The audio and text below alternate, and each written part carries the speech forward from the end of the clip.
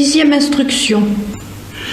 Bon, mes chères sœurs, quand la parole de Dieu pénètre donc dans notre âme, elle atteint donc cette région que j'ai appelée la géologie, mais pour autant, elle n'envahit pas immédiatement, et nécessairement en tout cas, et en fait, elle, sauf des exceptions telles que l'Immaculée Conception, qui est l'exception des exceptions, elle n'envahit pas tout notre être pour autant. Non seulement elle n'envahit pas immédiatement la géographie, mais elle n'envahit même pas toute la géologie, car dans la géologie, il y a autre chose que ce qu'on appellera la fine pointe de l'âme, là où demeure la Sainte Trinité, le sanctuaire, le Saint des Saints, mais il y a aussi les vertus et les vices proprement spirituels. Je vous ai signalé hier que l'orgueil est un vice spirituel, et ce vice ne disparaît pas nécessairement aussitôt que la parole de Dieu a pénétré dans cette profondeur, dans ce sanctuaire de l'âme.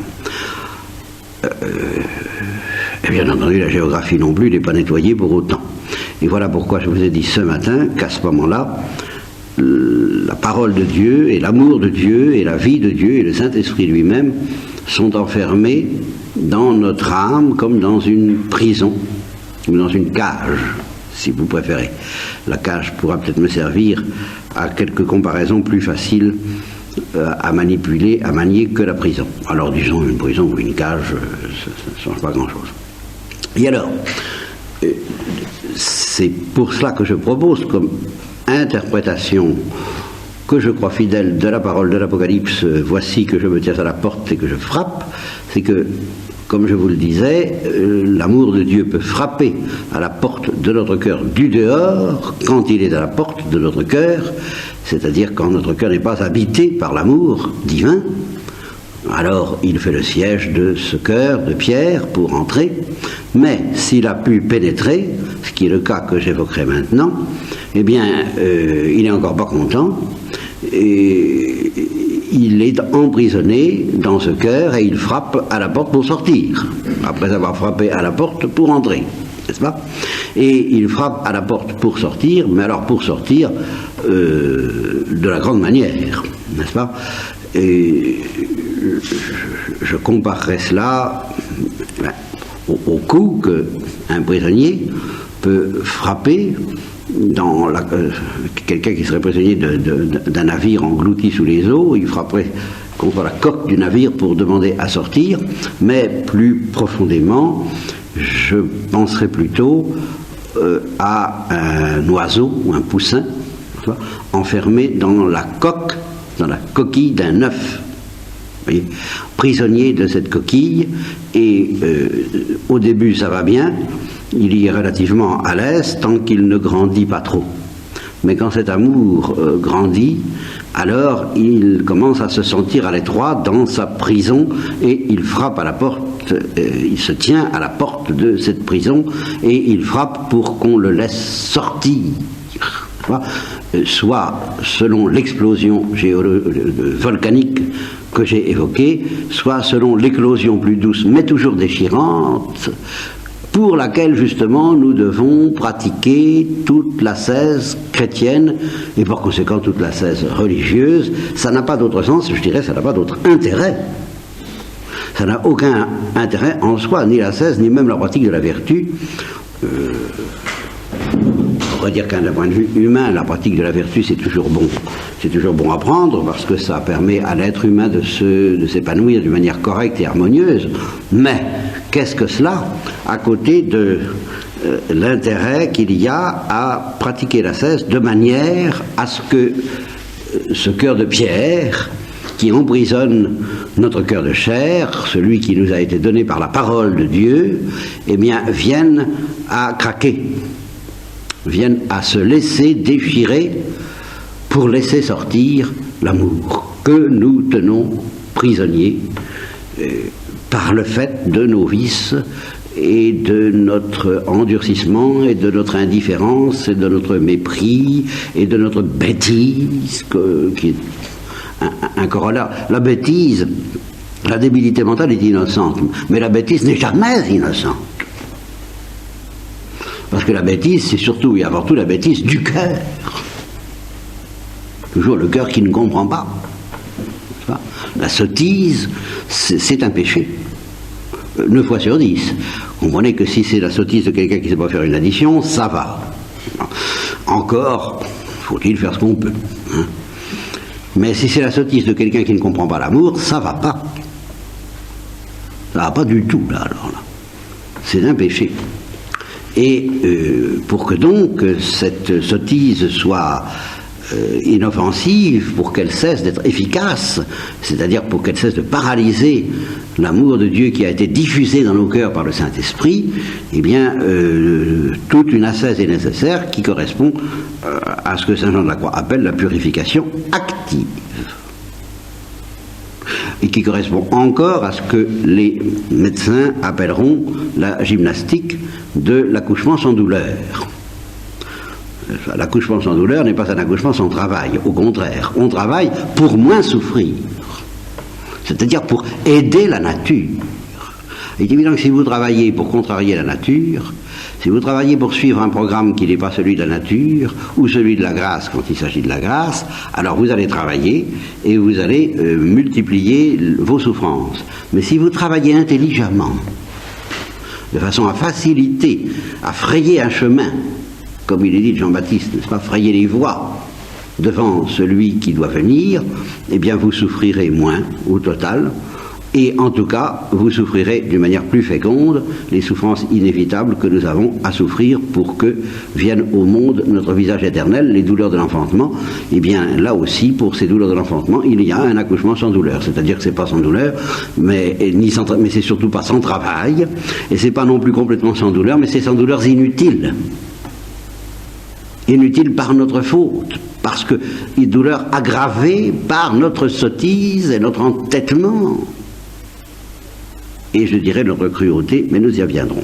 Alors, donc c'est une étrange situation que celle de quelqu'un qui est habité par la grâce sans être encore liquidé par la grâce, liquidé et je dirais liquéfié selon d'une part la parole du curé d'Ars, le cœur des saints est liquide, n'est-ce pas? C'est pour ça que, comme je vous le disais aussi, les orthodoxes pleurent, attachent une telle importance au don des larmes, parce que le don des larmes exprime au dehors et jusque dans la géographie, alors là, la plus visible, cette liquéfaction d'un cœur entièrement noyé dans la douceur de l'amour trinitaire, qui est une circulation infinie qu'on appelle la circumcision en termes barbares, mais ce terme barbare désigne quelque chose de tout à fait délicieux, à savoir le torrent de la volupté du fleuve, plutôt le fleuve de volupté qui est un torrent qui circule entre les trois personnes divines et qui cherche à circuler, à nous entraîner dans sa circulation, à nous entraîner dans sa danse, que Lewis appelle la danse trinitaire. Eh bien, cette liquéfaction, cette danse trinitaire suppose qu'en effet nous soyons entièrement liquéfiés, et pour être liquéfié, il faut d'abord être liquidé. Et pour être liquidé, il faut être concassé. N'est-ce pas? C'est un petit peu l'histoire du veau d'or. Vous savez, le veau d'or, on commence par le casser. Et puis après on en fait une poudre, et puis après les Israélites sont chargés de la boire, n'est-ce pas? Eh bien, notre cœur, c'est un peu ça. Il faut d'abord qu'il soit concassé par les événements et par le diable qui s'en mêle et qui rend des services très utiles. Très utiles.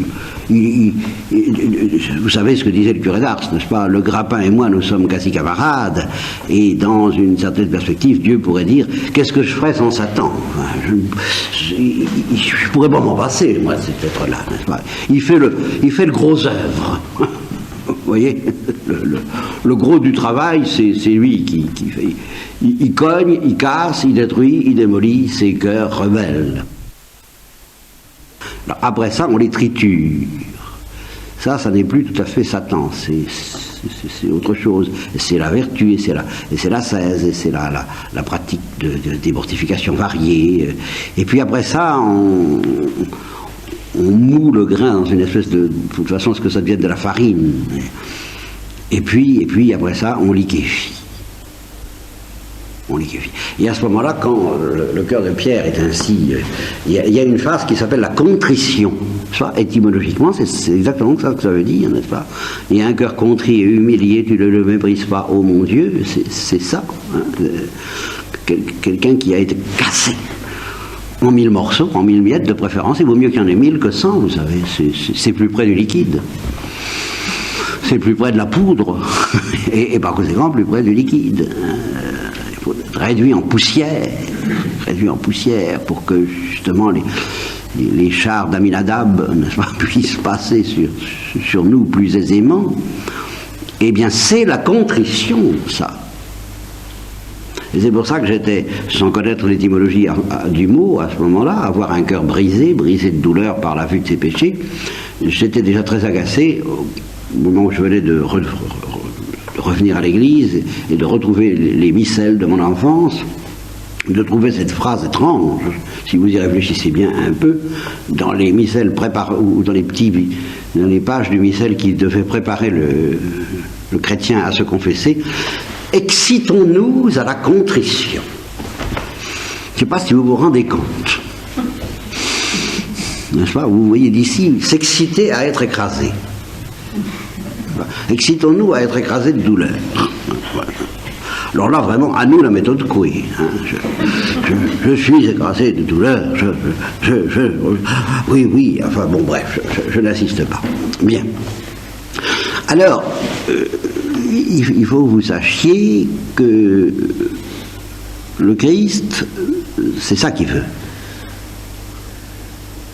Il respirera à l'aise dans notre cœur que quand ce cœur sera liquidé. Broyé d'abord, liquidé ensuite, liquéfié enfin. Broyé, ce sont les blessures, c'est l'agonie. Liquidé, c'est la mort. Et liquéfié, c'est la résurrection. C'est la résurrection. Alors le cœur des saints est liquide. Et alors nous, eh bien, comme je vous le disais au début, nous louchons vers un autre programme. Nous n'en demandons pas tant, évidemment. Et quand le Christ nous dit « Je vous donne ma paix », je ne vous la donne pas comme le monde la donne, nous disons la paix, oh oui, la paix, mais en fait, la paix dont nous parlons, la paix dont nous rêvons, la paix que nous cherchons, la paix que nous proclamons et la paix que nous demandons aux autres, ben, c'est pas du tout la paix du Christ. Surtout quand on demande la paix aux autres, ça veut dire... Bien. Je ne traduirai pas. Mais dans les meilleurs cas, la paix que nous demandons à Dieu, c'est la paix comme le monde la donne, c'est-à-dire une paix par mode de négociation et de compromis. Et même, il y en a un aussi qui nous propose la paix, c'est Satan. Et qui nous dit, si tu veux que je te laisse en paix, ne me dérange pas trop. C'est-à-dire, ne permets pas à celui-là, qui est en toi, et que je veux bien, dont je veux bien tolérer la présence, arrange-toi pour qu'il ne brûle pas trop fort. Moyennant quoi, je te laisserai en paix. Pas trop d'amour, pas trop d'orgueil. D'accord. Et nous sommes en paix. Comme le monde la donne. Dieu veut pas de ça. Il veut la liquidation définitive de tout orgueil. Et il veut l'explosion définitive de l'amour. Ça n'ira pas sans combat. Ce combat, bon, j'ai cru en trouver une image dans le combat de Jacob, un raccourci dans l'histoire de la rencontre d'Élie avec Dieu au mont Horeb, mais ce combat, alors, nous pouvons le voir à l'œuvre d'une manière extrêmement saisissante et qui a valeur de modèle absolu auquel on ne prend pas suffisamment garde, il me semble, dans le combat, car c'est bien ainsi qu'il faut appeler, entre le Christ et ses apôtres. Et c'est cela que nous allons regarder. Car c'est un combat extraordinaire, puisque c'est le combat, il faut bien poser les bases, n'est-ce pas?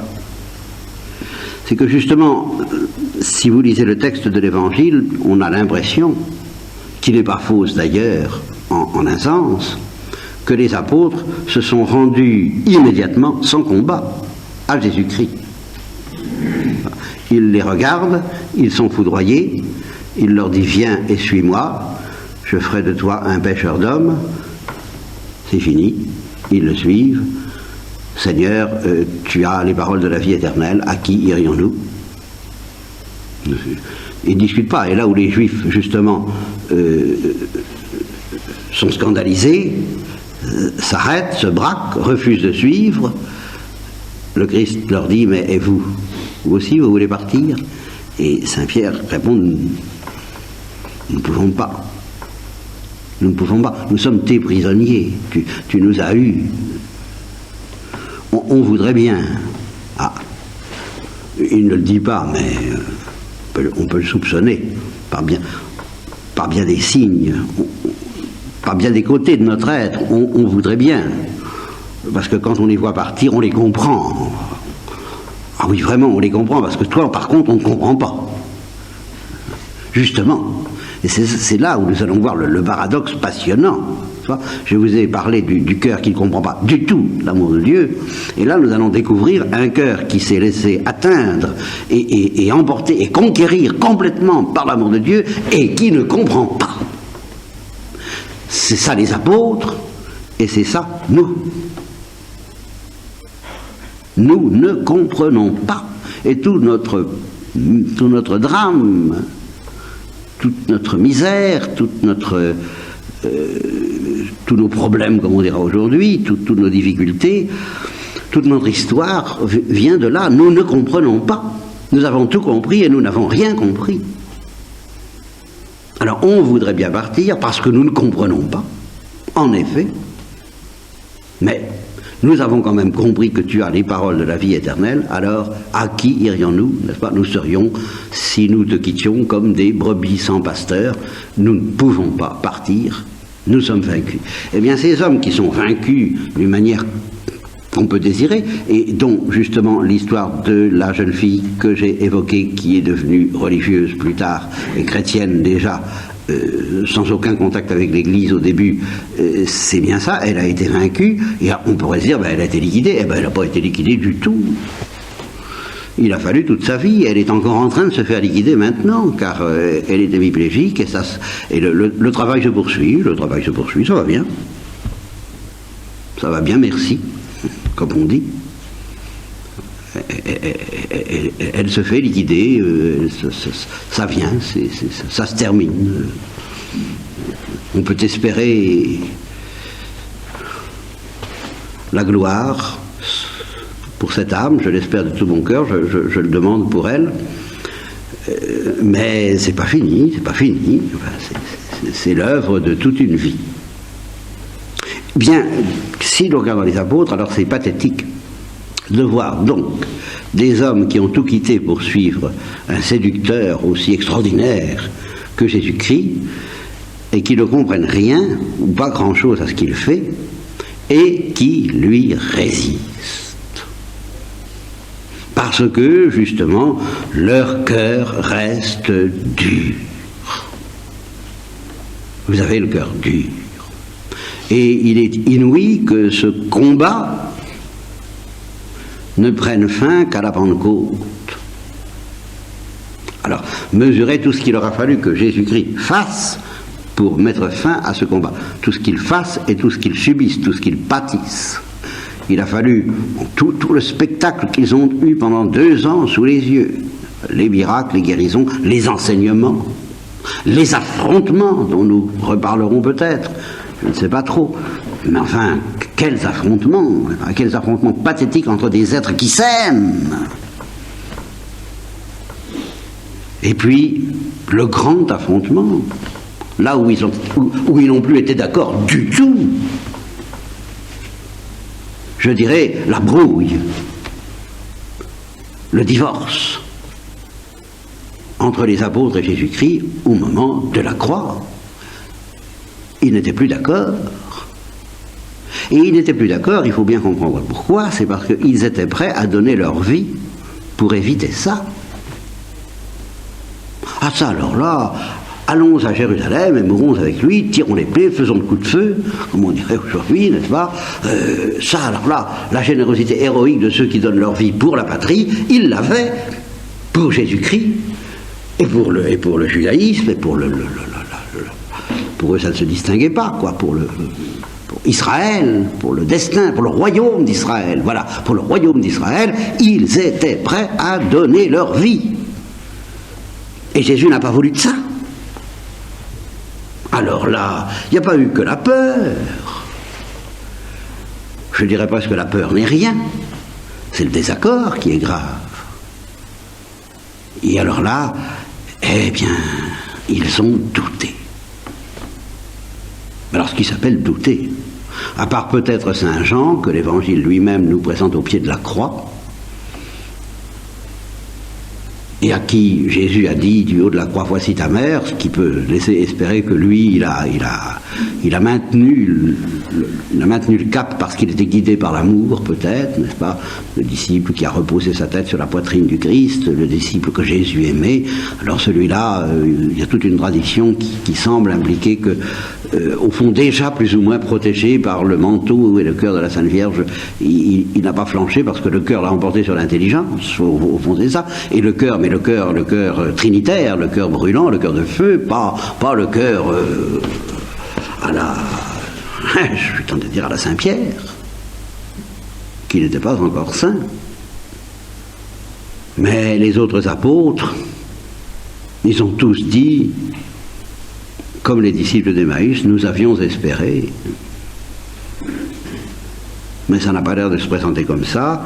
Et quelques-uns ont peut-être été tentés de se dire ce que je crains que Judas ne se soit dit, alors lui, d'une manière très efficace, et selon la parole du Christ, que j'avais jamais compris jusqu'à présent, à l'instant même où je vous parle, je me dis, tiens, au fond, voilà une application. Quand il dit, si quelqu'un dit à son frère, tu es fou, il est passible de la géhenne, eh bien, à mon avis, Judas s'est dit, il est fou. Il est fou, on ne peut pas le suivre. Il est fou, alors qu'on est prêt. On a tout en main, on a tous les atouts en main, le peuple est avec nous si on sait y faire. On peut renverser ces gens-là, on peut renverser les pharisiens, les sadduciens, les princes des prêtres. Il faut jouer le coup politiquement. On les aura. Il a toutes les cartes en main et il ne joue pas, il est fou. Je me désolidarise. Je passe de l'autre côté. Tous les apôtres ont dû être plus ou moins tentés. Peut-être même Saint Jean, la tentation n'est jamais un péché, à elle toute seule, mais ils ont tous plus ou moins succombé à ce moment-là. Ça, c'est le grand affrontement entre des cœurs qui aimaient Dieu, qui aimaient Jésus, et la conduite de cet homme. Cette conduite dont, justement, je crois que c'est dans Jérémie, sa conduite est étrange. C'est plutôt votre conduite qui est étrange, etc. Asseyons-nous et contestons, dit Dieu avec son peuple. Oui, c'est ça, on va contester, on va y aller. Hein. Eh bien oui, il y a eu contestation. La contestation, vous voyez où ça peut mener. Entre des gens qui s'aiment. Je répète. Je l'aime, mais je ne peux plus le suivre. Parce qu'il refuse de se défendre. Voilà. Celui qui vaincra par l'épée périra par l'épée. Je dépose ma vie sans que personne ne la prenne. Et, plus encore que pour le lavement des pieds, on pourrait appliquer à la conduite de Jésus cette parole de Jésus à Pierre, ce que je fais maintenant, tu ne peux pas le comprendre. Laisse-toi faire, laisse-moi faire. Tu comprendras plus tard. On pourrait croire qu'après un tel coup de tabac, Ben, ils avaient compris. Eh bien, le comble, le plus stupéfiant de l'histoire, c'est qu'après ça, comme vous le savez, pour si vous êtes au courant, je suppose que vous êtes au courant, il est ressuscité. Bien. Mais d'abord, ils n'ont pas voulu le croire. Et d'une. Bon.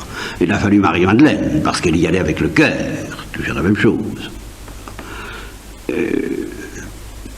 Mais eux, ils avaient des doutes. Relisez le texte de Maüs, n'est-ce pas? Certaines femmes nous ont troublés en disant qu'elles l'auraient vu, mais bien. Ils n'ont pas voulu le croire. Et justement, tout de suite, quand il leur est apparu porte fermée, il leur a dit: vous avez le cœur dur. Voilà. Votre cœur est dur. Pourquoi? Parce que vous m'avez laissé tomber au moment de la croix? Ou pas du tout. Puisque justement, ils étaient prêts à ne pas le laisser tomber. Il ne faut pas s'y tromper. Parce que vous avez eu peur. Oh! Le Christ n'est pas comme ça.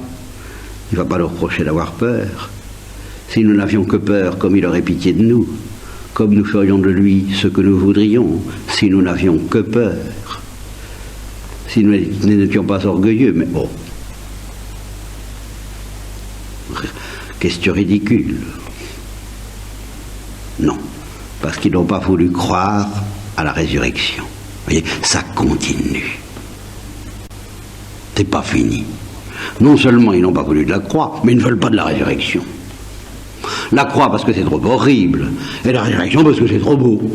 C'est exactement ça. Nous avons pleuré, vous n'avez pas voulu pleurer. Nous avons dansé, vous n'avez pas dansé. Tout ça, oh là là, oh, la croix, ben non, la croix, ben non, oh, c'est abject. Bon, il est ressuscité. Oh non, on peut croire, ce serait encore. Et tout à la fin, c'est tout le temps comme ça.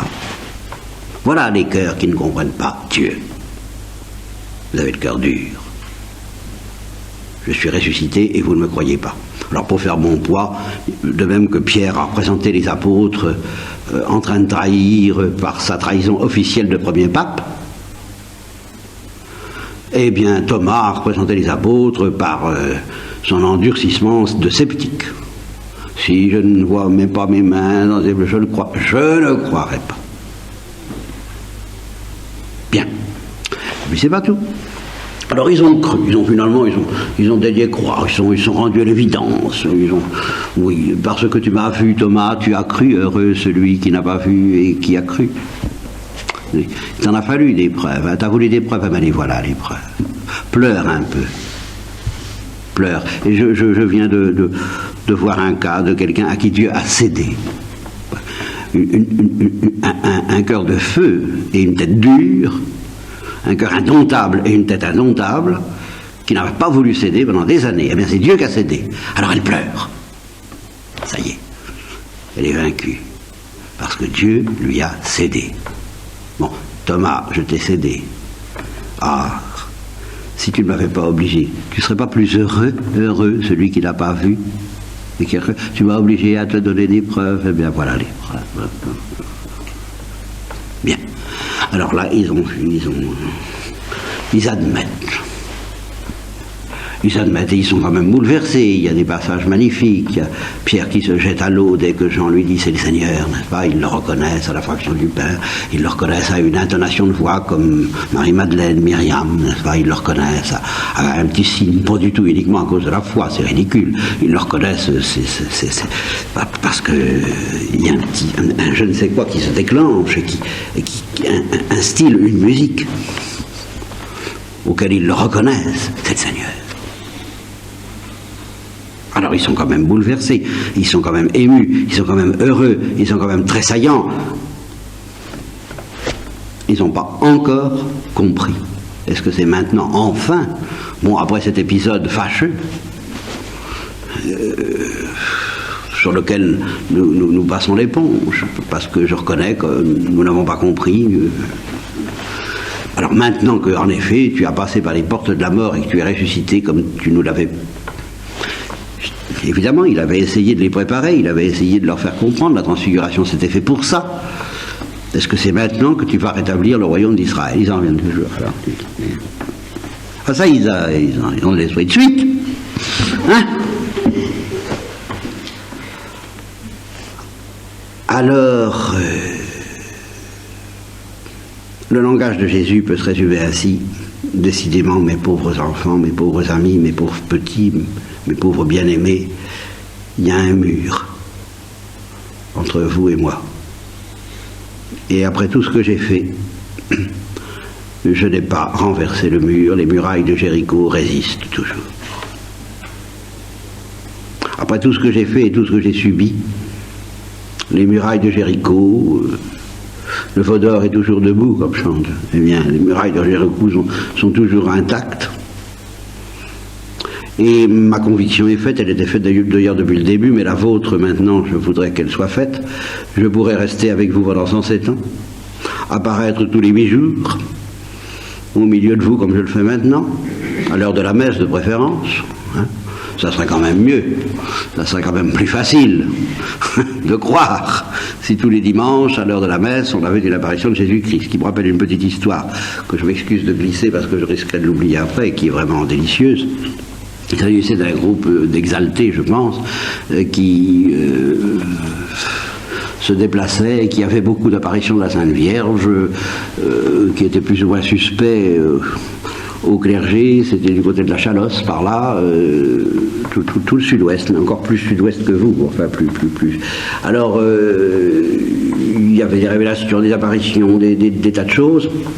Ils avaient réussi à obtenir d'un aumônier qui était un brave homme, et c'est lui-même qui m'a raconté l'histoire, la permission, en tant que groupe de prière, de venir passer 24 heures dans la propriété des bénédictines, car c'était des bénédictines dont il était l'aumônier.